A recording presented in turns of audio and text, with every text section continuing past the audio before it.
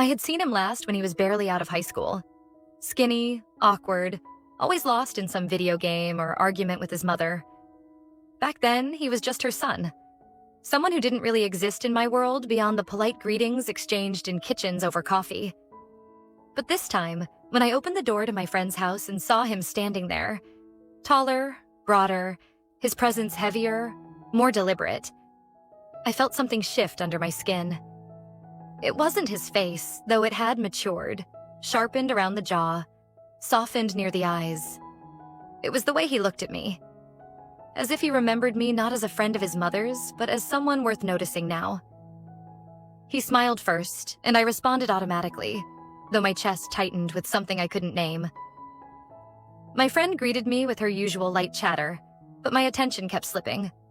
I noticed how he leaned against the kitchen counter, how his forearm muscles tensed when he reached for a glass, how his voice had dropped into something low and dry. He didn't speak much that evening, not directly to me, but every time I looked up, he was watching. Not staring, just watching. Like he was trying to learn something about me I didn't realize I was giving away. Dinner was casual, familiar, filled with the sort of recycled stories old friends share when they run out of real things to say. He stayed mostly quiet, responding with smirks or half-laughed replies that landed just a little too sharply. My friend didn't seem to notice, but I did. I noticed everything. The room felt warmer than it should have. I kept adjusting the neckline of my blouse, aware of the fabric against my collarbone. At one point, I excused myself to the bathroom just to splash cold water on my wrists. I stared at myself in the mirror and didn't recognize what I was trying to hide. When I returned, they were finishing dessert, and he stood to help clear the plates. He reached for mine before I had a chance to pick it up, and his fingers brushed mine, just lightly. Just enough to make me forget what I had planned to say next. After coffee, I stood to leave. My friend was talking about some weekend plans, something casual. I nodded, offered hugs. As I reached the door, he stepped behind me, opened it before I could touch the handle. "Careful driving," he said, close enough for his voice to feel like heat against my neck. I turned slightly, searching his face for mockery, for playfulness. But he wasn't smiling. His expression was unreadable, almost indifferent. Then he added, "Shame you live so close. Makes things more complicated."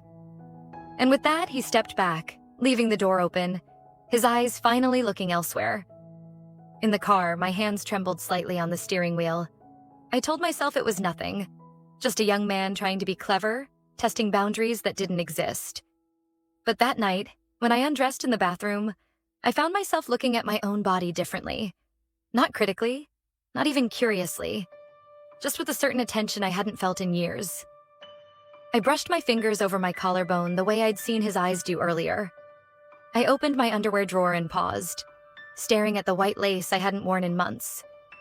Something stirred in me. Not a memory, but something closer to anticipation. My husband was already in bed, half asleep, reading something on his tablet. He looked up, smiled briefly, then turned back to the screen. I lay beside him, silent, still half-dressed. He didn't notice. Or maybe he did and chose not to ask. That was how we worked lately. Gentle, polite avoidance of things we couldn't quite name. In the dark, I replayed that moment at the door. His voice close to my ear, the pause before his words. I knew he would be around. Knew I would see him again. And I also knew, though I tried not to admit it, part of me wanted that more than I wanted anything else in weeks. As I turned on my side, facing away from my husband, I pressed my thighs together, slowly, subtly. It wasn't desire exactly. It was the aftertaste of being seen. And that, I think, was what I had been missing all along. I didn't plan to see him again so soon. The thought had lingered since that evening, drifting into the quieter corners of my days. While folding laundry, while cooking dinner, even while brushing my teeth with my husband standing beside me. It wasn't the kind of thought I welcomed.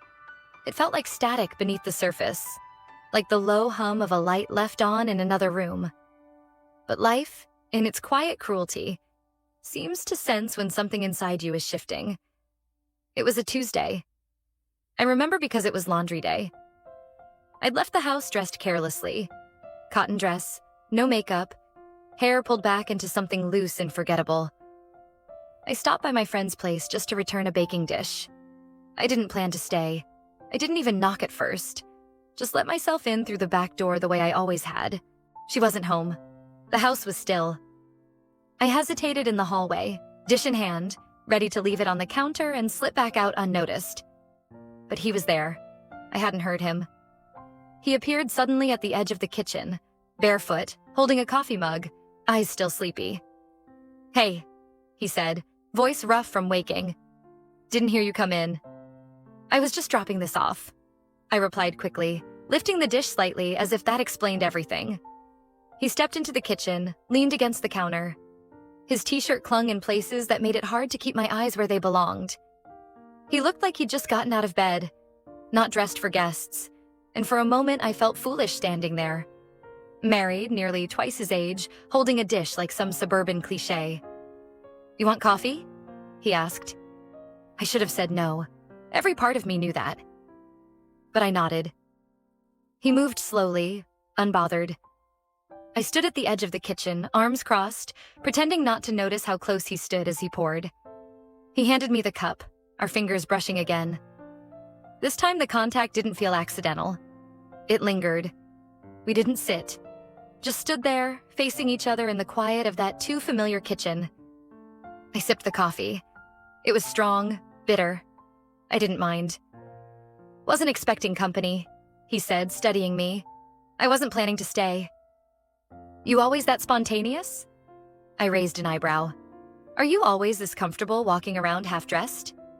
He grinned. "Depends on who's watching." That silence again. Not awkward, something heavier. His gaze moved from my face to my collarbone, then lower. I felt the air shift between us, dense and still. "I should go," I said, but I didn't move. He set his mug down. "Should you?" I stared at him. I wanted to say something dismissive, something light enough to float out of the room, but nothing came. He stepped closer. One step, then another. My back touched the edge of the kitchen counter, the coolness of it shocking against my skin through the thin fabric of my dress. He didn't touch me, just stood in front of me, too close. "I've thought about you," he said. The words hit harder than they should have. He was young, bold, reckless maybe. But there was no arrogance in his voice. Just honesty. And that undid me more than anything else could have. I didn't answer. I couldn't. His hand lifted, almost lazily, and he touched my jaw. Not possessively, just the back of his fingers, grazing. My skin burned where he passed. Then it happened. He leaned in, slow enough that I could have stopped it, pulled away, laughed it off. But I didn't. I tilted my head without thinking, eyes fluttering closed before his mouth reached mine. The kiss wasn't soft. It wasn't hesitant. It was heat, sudden and consuming, like striking a match and watching it catch before you can think. My hands didn't know where to go. One found his chest, the other gripped the edge of the counter. I tasted coffee and something else. Something urgent, something younger than I remembered feeling. It lasted seconds, maybe longer. I pulled away first, breath caught in my throat, heart racing. "I can't," I whispered, but I didn't move. He looked at me, eyes darker than before. "You already did." A sound outside. Footsteps, maybe. A car door. It snapped the moment in two. I stepped back, nearly knocking the dish over. Set it down too hard on the counter. "I have to go," I said again. My voice shook, and I hated that he could hear it. He didn't stop me, just nodded. Slow. "See you around." I left the house without looking back. Got in the car, gripped the steering wheel so tightly my knuckles whitened. My pulse was everywhere. In my ears, my throat, the space between my legs. Back home, I threw my dress in the hamper like it had betrayed me. I changed into something dull, something soft. I moved around the house like a ghost, avoiding my reflection. My husband came home later than usual. He kissed my cheek. I flinched. He didn't notice, or pretended not to. That night, when he reached for me in bed, I let him. His hands were familiar, his rhythm known, but I lay there staring at the ceiling, trying to silence the memory of another hand, another mouth, another presence. When it was over, I said I was tired. He turned over, content. I curled away from him, holding a pillow to my stomach like it might stop the ache. I didn't cry. I didn't feel guilt. Only a strange kind of fullness, like something had broken open inside me and I wasn't ready to seal it shut. It wasn't just a kiss. It was a beginning. And I knew I would let it happen again. I thought ignoring it would be easy, that I could tuck the memory into some quiet, unreachable corner of myself and carry on like nothing had shifted. I'd done it before. Buried disappointments, unmet needs, even silent resentments. It was practically muscle memory by now. But this was different. The kiss had etched itself into my skin. I could still feel the shape of his mouth on mine, the press of his fingers near my jaw. I could still taste him in the mornings, still sense him in the heat that bloomed under my clothes when I caught a glimpse of my reflection. I tried to push it away. I told myself it had been a mistake, a fluke, a foolish indulgence that meant nothing. And yet, I found myself hesitating when I passed his street, slowing down, watching for his car, wondering if he remembered it the way I did. Sharp, electric, dangerous. For days, I avoided my friend's house. I declined her invitations, faked headaches, claimed errands. She didn't question it. She was too distracted by her own plans, her work, her endless chatter about renovations and vacation bookings. But I knew I couldn't keep it up forever. I would have to face him again. Pretend, or not pretend at all. It was almost a relief when I ran into him somewhere else entirely. Neutral ground. The local community center where I volunteered twice a month for a literacy program. I just finished a session and was packing up when I saw him in the hallway, talking to someone near the entrance. He wore a jacket over a dark shirt, jeans, his hair slightly tousled. He looked ordinary, approachable, and yet every part of me lit up at the sight of him. He saw me. Our eyes met. He didn't smile. I turned away quickly, pretending to be busy with the stack of papers in my hands. I could hear his footsteps approaching before he spoke. "Volunteering now?" he asked, casually. I glanced up. "Always have." He leaned against the door frame, arms crossed, watching me with that same unreadable expression. "Didn't expect to see you here." "Likewise." A beat of silence. Then, "I left something for you." I frowned. "What?" He pulled a folded piece of paper from his jacket and set it on the edge of the table. "Just a question. Nothing more." I didn't reach for it. I watched his fingers instead, how they lingered against the wood for a second too long. "You could have texted," I said, trying to sound indifferent. "You blocked me," he replied without bitterness. "Just fact." I didn't answer. He stepped back, eyes still on mine. "Take care." And then he was gone, leaving behind only the faint trace of whatever cologne he wore. Clean, sharp, slightly metallic. I waited a full minute before picking up the paper. It was simple. His handwriting, hurried but legible. "If I asked to see you again, just to talk, would you say yes?" No name, no time, no pressure. I folded it carefully and slid it into my purse, heart pounding like I'd just committed a crime. All the way home, I told myself not to respond, that I had already gone too far, that it had to stop. But that night, after my husband had fallen asleep beside me, breathing slow and even, I pulled out the note again. I read it in the soft glow of my bedside lamp. And then I found myself writing a reply on the back, almost without thinking. "Yes. Once. That's all." I didn't sleep well. My dreams were crowded with disjointed images. His face too close, my husband's voice calling me from another room, the sound of paper tearing. When I woke, I felt hollowed out, like something had been scraped clean inside me. I slipped the note into an envelope and dropped it in the mailbox near his building on my morning walk. I didn't wait for a response. I didn't know if he would even find it. I told myself I didn't care. 2 days later, I received a message through a mutual acquaintance, someone from the center, someone unaware of what they were delivering. A simple reminder. He'll be at the cafe near the park on Friday, around 4, just in case you wanted to drop by. I shouldn't have gone. I knew that. But the day arrived, and I found myself standing in front of the mirror, trying on a blouse I hadn't worn in years. Soft cream fabric, low collar, sleeves that hugged my arms. I chose earrings that dangled slightly when I turned my head. I wore perfume I usually saved for anniversaries. By the time I walked into the cafe, my stomach was tight with nerves, but my hands were steady. He was already there, seated at a small table near the window, coffee in front of him, his phone untouched. He looked up as I approached, and for the first time, I saw something different in his expression. Not mischief, not confidence, but something closer to gratitude. "Hi," I said, slipping into the chair opposite him. "You came." I said I would. He nodded, watching me. "You look different." "Good different." He smirked. "Very." The conversation started awkwardly. We talked about meaningless things, how the town had changed, the weather, his temporary job at a design firm. But beneath every word, the air between us pulsed with unspoken truths. Every time he leaned forward, I felt my breath catch. Every time his knee brushed mine under the table, I lost the thread of my own sentences. He didn't mention the kiss. Neither did I. But near the end, as I reached for my coat, he said, "You know, you never answered the second question." I froze. "What second question?"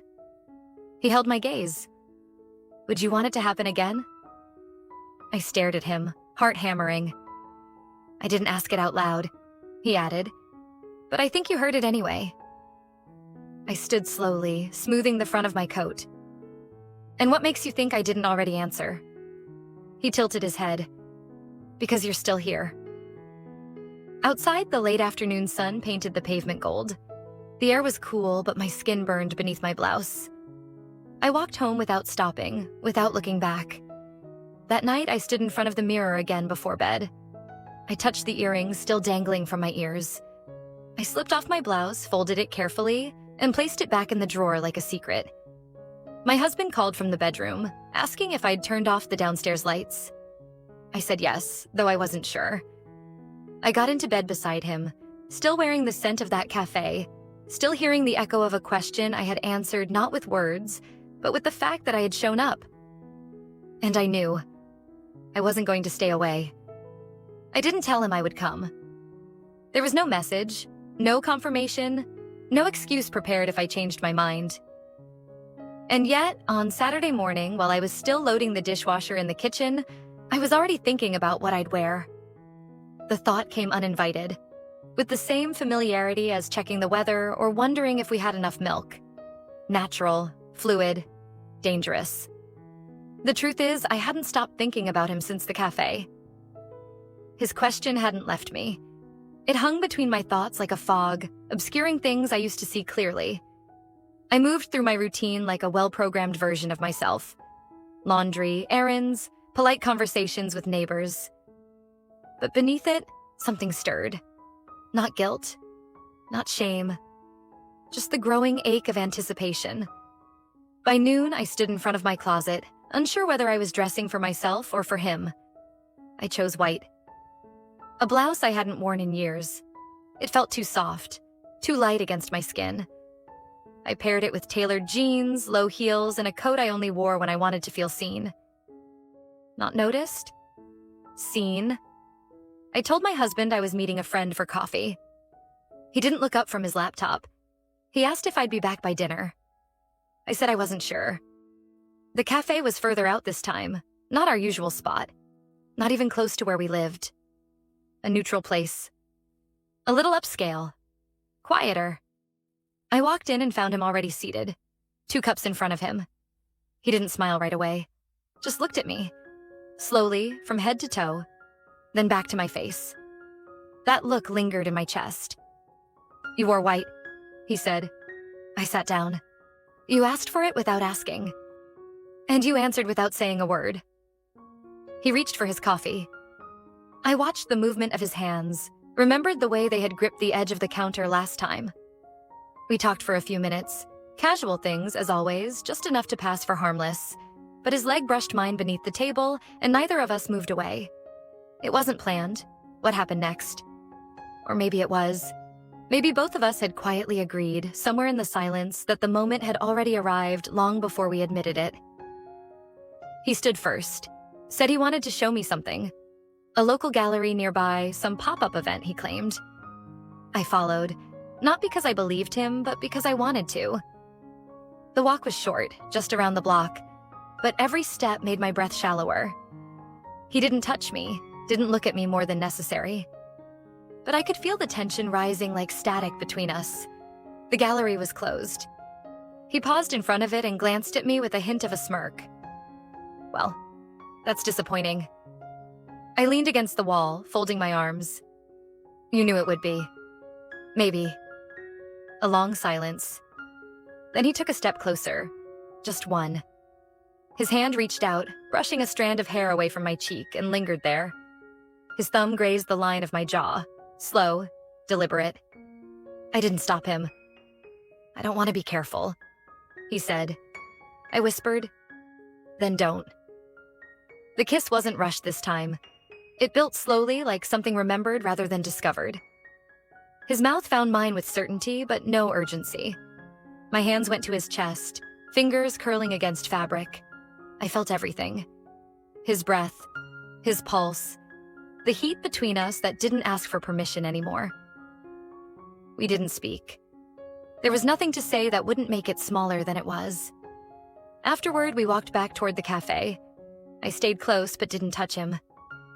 My heart thudded like I'd been running for miles. He glanced at me once, just once, and I could tell he felt it too. Not just the heat of the kiss, but the weight of what it meant. I got in my car, drove home. The white blouse still clung to my skin like a reminder. At home, the air felt stale. My husband had set the table, lit candles, even poured wine. He smiled when I walked in, proud of his gesture. I thought we could have a proper dinner, he said. It's been a while. I stood in the doorway longer than I should have. I felt the contrast like a slap, the warmth of his effort, the softness in his voice. I wanted to feel something. Gratitude, affection, even guilt. Instead, I felt hollow. I changed clothes before sitting down, wore something less fitted, washed the scent off my wrists. He told me about his week, work troubles, upcoming meetings. He asked me questions, listened when I answered. When he touched my hand across the table, I let him. After dinner, we cleared the plates in silence. He stood behind me at the sink, wrapped his arms around my waist. I stiffened, just slightly. He kissed my neck, murmured something about missing this. I forced a smile. Me too. We went to bed early. He reached for me again. This time, I responded. I kissed him back, let him undress me slowly. I thought maybe I could bridge the gap, pretend the world hadn't tilted. But I couldn't stop comparing. His mouth to another, his rhythm to a different beat. His hands that knew my body so well they no longer asked permission. I lay awake long after he fell asleep, tracing invisible lines on my thigh. The room smelled like our history. Shared sheets, old routines, clean laundry. I missed the unfamiliar. And for the first time, I stopped trying to convince myself it was wrong to want it. The truth was simpler than that. I needed it. Not the thrill, not the secrecy. I needed to feel alive again. And he had touched that part of me like it was the only thing worth saving. I closed my eyes and didn't dream, because I was already living it. There are mornings that come soft and empty, like a clean sheet before the first word is written. That Monday was one of them. I woke before the sun rose, the sky still a bruise of blue and gray. My husband stirred beside me but didn't wake. I watched his back rise and fall, and wondered how many versions of me he believed he truly knew, and how many he never noticed slipping further away. He was still asleep when I stepped into the shower. I stood under the hot water longer than necessary, letting it sting my shoulders, run down my chest, my thighs. I pressed my forehead against the tile and thought about the way I'd kissed someone else outside a closed gallery 2 days earlier. Thought about how much I wanted it again. Not the moment itself, but the way it made me feel. Undeniable. Back in the bedroom, I opened my underwear drawer and hesitated. I didn't reach for the usual cotton or beige lace. I pulled out something different. A deep red set, silk and barely there. It wasn't for comfort. It was a decision. I dressed carefully that morning, more deliberately than I had in months. A black skirt that hugged my hips without apology. A fitted top that left my collarbones bare. A coat thrown loosely over my shoulders. He'd asked me once, quietly, almost teasing, what perfume I used. I wore it now, not for the question, but for the memory of his voice when he asked. I told my husband I had errands. I kissed his cheek in the hallway. He smelled of shaving cream and orange peels. He smiled like a man who still believed in ordinary days. The meeting place wasn't romantic. A rest stop off the highway, 20 minutes out of town. He had suggested it casually in a message the night before. There's a small exhibition at the Heritage Museum. Could be a good excuse. I knew it wasn't about the art. When I arrived, his car was already there. He leaned against it, hands in his pockets, sunglasses pushed up into his hair. He looked too young and too sure of himself all at once. And I hated that my body reacted before my mind could even catch up. "You came," he said, stepping forward. "Of course I did," I answered. Inside the museum, we moved through rooms of old farming tools and historical photographs. We barely looked at them. We were just two people pretending to occupy time, walking through a space neither of us cared about, holding ourselves back with every breath. He didn't touch me, but I felt it building. The silence between words, the quick glances, the way his body always seemed just an inch closer than it should be. In the final room, a small video installation played on loop. A film about old train routes, the kind people rarely watch. We stood in the far corner, out of view. I said something about the soundtrack. He said something about missing the point. And then, without warning, he turned to me. "This is driving me crazy," he said, low, firm. "I think about you all the time." I swallowed, felt the floor tip slightly beneath me. "You shouldn't. Neither should you," he said. "But here we are." I didn't answer. I just stepped closer.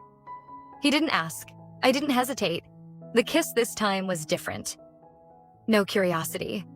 No question. It was heat and hunger, months of restraint unraveling at once. His hand slid under my coat, fingers brushing the curve of my back, then pressing firmly into the space just above my hips. I kissed him harder than I meant to, like I wanted to erase the distance between who I had been and who I was becoming. He pulled back first, breathing unevenly, forehead resting against mine. "If we keep doing this," he whispered, "you're not going to want to stop." "I already don't," I said. We stayed there for a moment, just breathing. Eventually, we left the museum, not saying much. Outside, the wind had picked up. My coat whipped open slightly, and I let it, not caring who saw. Back in the car, I sat with my hands in my lap, staring out the window. He drove slowly, one hand on the wheel, the other resting close to the gear shift, close to my knee. At a red light, he finally spoke. "Let's go somewhere next weekend. Just a day. Out of town." I turned to him. "Why?" "Because I want to be with you, without pretending it's something else." I didn't answer right away. My mind spun with the logistics, the risk, the stories I'd have to tell. But my heart had already said yes. That evening, my husband was waiting for me on the porch. He held a wine glass in one hand, a new novel in the other. He asked how my day was. I said it was long. He kissed my forehead and told me dinner was almost ready. We ate by candlelight again. He told me he was proud of how involved I'd become in the community. He said I looked beautiful in black. I smiled. Later that night, he reached for me in bed. I let him. His hands moved slowly, carefully. I responded just enough. I made the right sounds, kept my body warm beneath his. But inside, I was somewhere else entirely. back in that dim gallery corner, feeling silk press against my skin, tasting a different mouth, hearing a different voice say my name like it mattered. Afterward, I curled into myself and stared at the ceiling. I didn't cry. I didn't feel guilty.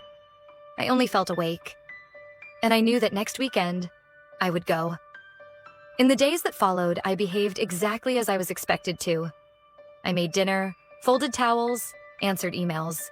I scheduled a dental appointment, picked up dry cleaning, filled the bird feeder in the backyard. If anyone had asked, they would have said I seemed content. Even my husband commented on it over breakfast one morning. Said I seemed lighter, more present. He smiled when he said it. I smiled back. I was becoming skilled at wearing comfort like a second skin. But inside, I was somewhere else. I was in that hallway again, with his mouth on mine, his fingers against my spine. I was in the passenger seat of his car, watching trees blur past as we drove toward nothing in particular. I was inside a secret, and the longer I lived in it, the more it began to feel like the only place where I was truly myself. I hadn't confirmed anything yet, but I knew I would go with him that weekend. It wasn't about escape.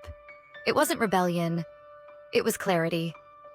I had found a version of myself that I didn't recognize, and I didn't want to let her go.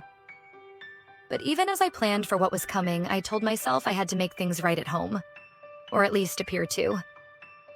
I offered to make dinner reservations for Saturday night, knowing we wouldn't keep them. I told my husband I might visit my sister in the city. He nodded, distracted, not pressing for details. I wondered if deep down he sensed something, but if he did, he buried it quickly. On Thursday, I saw her. His mother, my friend. She'd invited me for lunch, casual as always. She talked about the usual things, her workload, an upcoming trip, a recipe she wanted to try. She didn't mention him, not once. But he was in every corner of that house. His scent still lingered faintly on the couch pillows. A pair of his shoes sat by the back door. His voice echoed in my memory, and I caught myself glancing toward the hallway more than once. She offered me coffee. I accepted. My hands trembled slightly as I lifted the cup. I told myself it was just caffeine. Before I left, she walked me to the door and asked if everything was okay. Her voice had changed, just slightly. Not suspicious, curious, maybe even gentle. I smiled too quickly. Of course, why wouldn't it be? She tilted her head and studied me for a beat too long.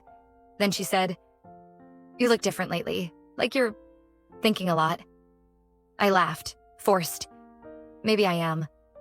She touched my arm lightly. Thinking can be dangerous. I left her house feeling exposed in a way I hadn't expected. The entire drive home, her words ran through my mind. Thinking can be dangerous. She didn't know anything. Or maybe she did. Women have a way of sensing shifts in the air, even when they can't name them. That night, I packed a small bag. I told my husband again about my sister. I kissed him goodnight and lay beside him in the dark, eyes wide open, heart pounding against the mattress. The next morning, he left early for work. I waited 15 minutes after the door closed before I dressed. I wore the same red lingerie, a dress he hadn't seen before, low heels, a touch of makeup I hadn't worn in months. I didn't look like myself. Or rather, I looked like a version of myself I had buried long ago. He picked me up at the edge of town. We didn't speak at first. We just drove, windows slightly open, wind in our hair. The radio played something soft, forgettable. Halfway to the next city, he reached for my hand. I let him take it. I looked out the window and didn't let go. We stopped in a small coastal town, quiet, unassuming. We checked into a bed and breakfast that smelled of lavender and salt. The woman at the desk asked if we were celebrating something. He said yes. I didn't correct him. We walked through narrow streets, ate lunch by the water, shared a bottle of wine under a canvas umbrella. He asked me questions he'd never asked before, about my childhood, my regrets, what I dreamed about when I couldn't sleep. I answered truthfully. Not because I owed him anything, but because I wanted to hear myself speak honestly for once. He listened with a kind of focus I hadn't felt in years. He laughed at my sarcasm, challenged my cynicism, touched my knee beneath the table just often enough to keep me breathless. We didn't kiss again that day. We didn't touch beyond the casual, the public. But something built between us. Something steady and undeniable. That night, back at the inn, I stood in front of the mirror for a long time. I took off my dress slowly, looked at my reflection as if seeing myself for the first time. I heard him knock once, softly on the door to the bedroom. I didn't answer right away. I pressed my fingers against my stomach, closed my eyes, felt the weight of every decision that had led me here. Eventually, I opened the door. He stood there, silent. No smile, no words. I stepped aside and let him in. We didn't touch. We just sat at the edge of the bed, shoulders brushing. The air between us pulsed.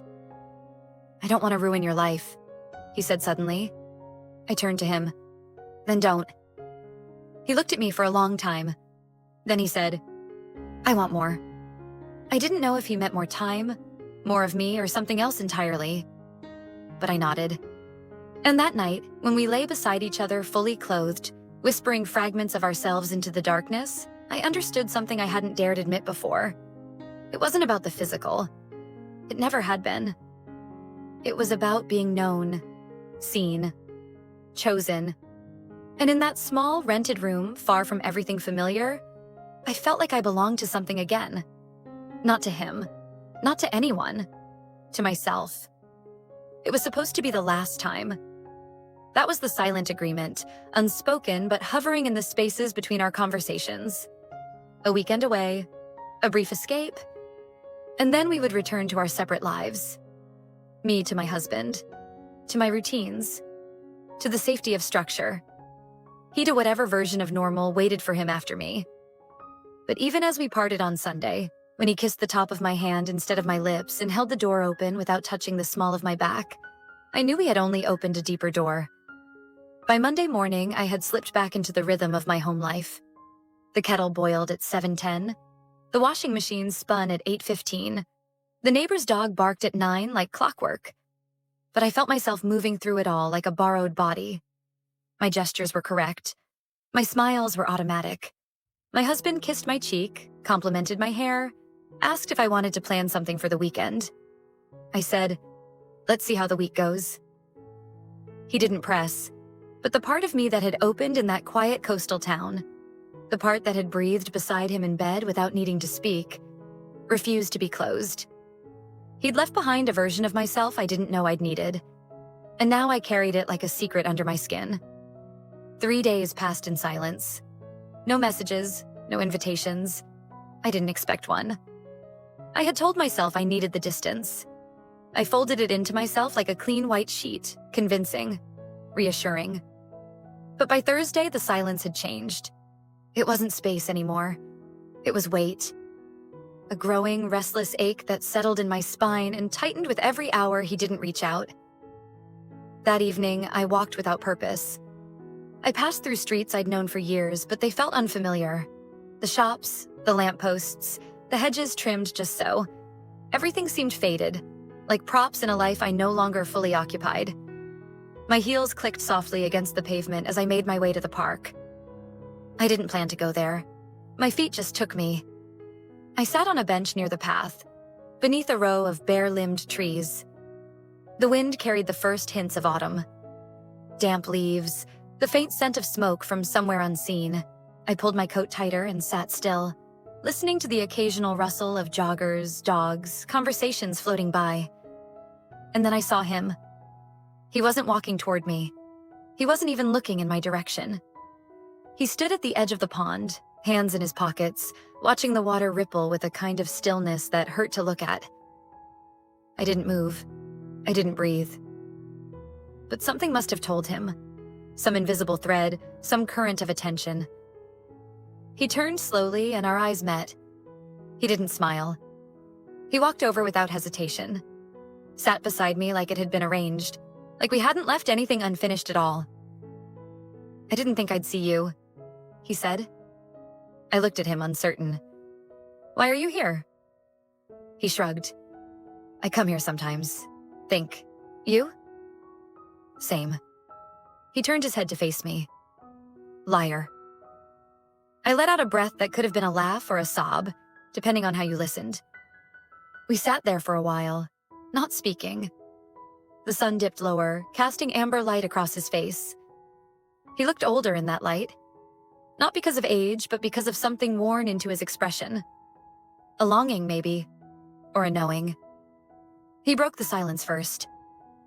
I'm leaving, end of next week. Got a job offer in Denver. I felt something drop inside me like a stone in water. For how long? I asked. He shook his head. Not sure. Maybe permanently. I looked away. My throat tightened. That's soon. I wasn't going to tell you. Thought it'd make things easier. Easier for who? He didn't answer. Instead, he reached into his coat pocket and pulled out a folded note. He didn't hand it to me, just held it between his fingers. If you want to see me again before I go, he said, placing the note on the bench between us. It has to be your choice. I looked down at the note. The wind tugged at the edge of it, but I pressed my fingers over the corner to keep it still. He stood slowly, paused. I don't regret any of it, he said, but I don't want to be another thing you have to lie about. And then he walked away. I stared at the note. I didn't open it. Not right away. I stayed on that bench until the sky dimmed to violet and the lamps flickered on one by one. When I finally unfolded it, it was simple. An address, a time, and 3 words. No explanations needed. I put it in my coat pocket and walked home, slower than usual. That night, I didn't sleep. I lay next to my husband, listening to his steady breathing. I studied the shape of his hand where it rested on the blanket, the soft indentation of his wedding ring. I tried to remember the last time we'd stayed up late talking, the last time he'd touched me like he couldn't stop. I wondered if he ever noticed how much I'd disappeared while standing right next to him. In the morning, he kissed me goodbye before work. He asked if I wanted anything from the store. I said no. He left. And I sat at the kitchen table with the note open in front of me, my fingers tracing the handwriting over and over like it might reveal something I hadn't yet seen. I didn't know if I would go, but I knew this. I couldn't pretend I hadn't seen him again. And I couldn't pretend it didn't matter. There are moments in life that don't arrive with ceremony. No thunderous skies, no gasping revelations. Just the quiet knowledge that whatever happens next, you've already stepped past the point of return. That morning, sitting at the kitchen table with his note in front of me, I knew I had reached it. The paper felt warm between my fingers, as if it still carried the heat of his hand. The handwriting, familiar, sharp, slightly tilted, didn't shake. Mine would have. I read the address again, then the time. Saturday, 4 o'clock. Just one line, no sentiment, no request. A door left ajar, but not wide open. If I wanted to walk through it, it would be on my own terms. For most of the day, I moved as if underwater. I folded towels 3 times, refolded them twice more. I wandered from room to room with a mug of tea that had long gone cold. I didn't cry. I didn't panic. What I felt was something harder to define, something closer to mourning. Not for what I was about to lose, but for the version of myself I could no longer be. I imagined not going. I rehearsed the explanation I'd give myself. I would say it had been real, but fleeting. A passing fever. Something to hold in secret, but not pursue. I would return to the warmth of familiarity, the soft dimming of sensation, the quiet comfort of a marriage that had long ago settled into the shape of silence. I would try, truly try, to forget what it felt like to be wanted without obligation. But the more I imagined that life, the more suffocated I became. That night, I sat in bed beside my husband. He read in silence, the lamp casting gentle shadows across his face. I watched his lips move slightly as he followed the lines of a page, his hand resting on his thigh, one finger tucked between chapters. I tried to remember what it felt like to touch him and not compare. I tried to summon the tenderness I knew we once had, and I found it. A memory, distant but intact. Our early years, his breath against my neck, his voice cracking when he whispered that he didn't deserve me. I turned off my light first, rolled onto my side. He followed minutes later, his arm brushing mine. We didn't speak. He kissed my shoulder absent-mindedly, already drifting. I lay awake, eyes wide open, listening to the rhythm of his breathing until the first light crept through the blinds. The next day was uneventful by design. I spent it moving through routine like choreography, grocery shopping, responding to messages, pausing at stoplights longer than necessary. I didn't look at the note again. I didn't have to. The address was already burned into me. When Saturday arrived, I told my husband I needed some time alone. I said I was going to visit an art exhibit, maybe stop by a bookstore afterward. He kissed my temple. "Take your time," he said. And I did. I drove out of town in silence. No music, no GPS. The road was familiar, even if the destination wasn't. My hands were steady on the wheel, but my stomach churned with something that wasn't nerves. It was need, and the realization that this wasn't about him anymore. This was about me. The house sat low and quiet on the edge of a wooded path. Secluded, but not remote. A rental, no doubt. Temporary. Like us. The gravel crunched under my tires as I pulled into the driveway. I sat there for a full minute, engine off, the keys still in my hand. Then I got out. He opened the door before I knocked. We didn't speak, not right away. He stepped aside and I walked past him into a room lit by filtered afternoon light. A modest space. A couch, a few books stacked on the table, a bag half-zipped near the window. He hadn't made it look lived in. He hadn't tried to romanticize it. That comforted me. He stood behind me for a moment, not touching. Just breathing. "I didn't think you'd come," he said finally. I almost didn't. "But you did." I turned to face him. Yes. The silence between us felt different now. Not heavy, not uncertain. Just full of everything we didn't have to say anymore. I sat on the edge of the couch and he joined me, leaving a measured distance. His hand rested on the cushion between us. Open, palm down. An offering, not a demand. "I don't know what this means," I said. "Me neither. I don't know what happens after today. I won't ask you to." We sat like that for a while, the weight of our presence enough. Eventually, I leaned back, exhaling slowly. "I've never done this before," I said. "Lied? Number chosen myself." That made him smile, soft, almost sad. He reached over then, finally, taking my hand in his.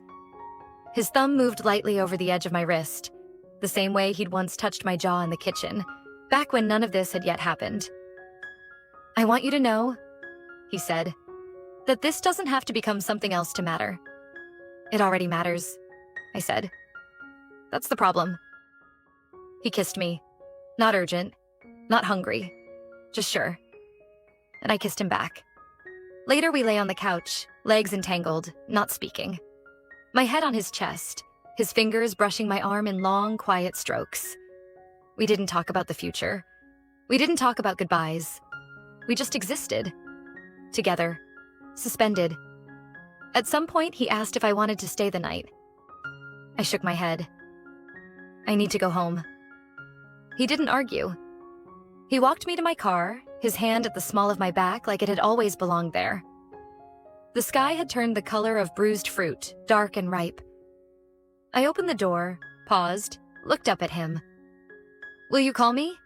I asked. "If you want me to." I didn't answer. I just got in, closed the door, and drove. That night I returned to my house, to the porch light still on, to the husband who waited with a soft kiss and a question about dinner. I answered him. I smiled.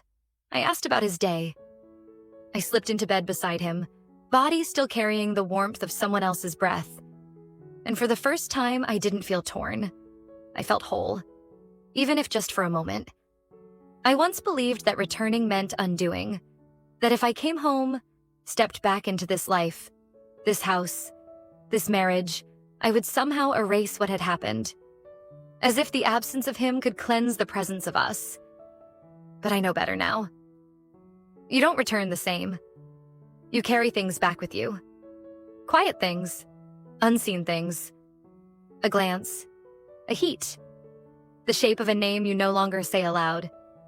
And somehow you manage to fit them into the small spaces between making the bed and pouring the morning coffee, like contraband in your chest.